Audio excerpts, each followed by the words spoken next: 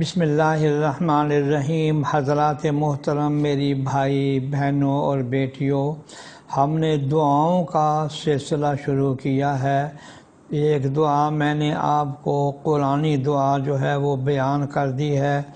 اب میں دوسری دعا جو ہے آپ کے سامنے پڑھتا ہوں، وہ سن لیجئے، پھر اس کے فضائل بیان کروں گا۔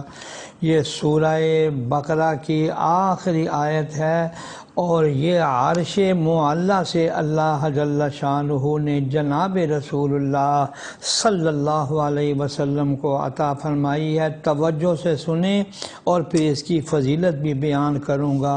دعا کے کلمات یہ ہیں: ربنا لا تؤاخذنا ان نسینا او اخطأنا ربنا ولا تحمل علينا إصرا كما حملته على الذين من قبلنا ربنا ولا تحملنا ما لا طاقة لنا به واعف عنا واغفر لنا وارحمنا أنت مولانا فانصرنا على القوم الكافرين۔ صدق اللہ العظیم۔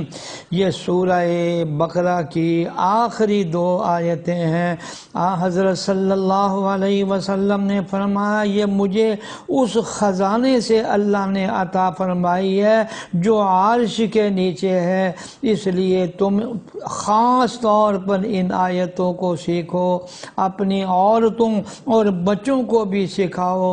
سیدنا عمر فاروق رضی اللہ تعالیٰ عنہ اور سیدنا حضرت علی رضی اللہ تعالی عنہ فرمایا کرتے تھے کہ میرے خیال میں کوئی آدمی جس کے دماغ میں تھوڑی سی بھی عقل ہو، وہ سورہ بقرہ کی عرش معلیٰ سے آئی ہوئی ان دو آیتوں کو پڑھے بغیر کبھی نہ سوئے گا۔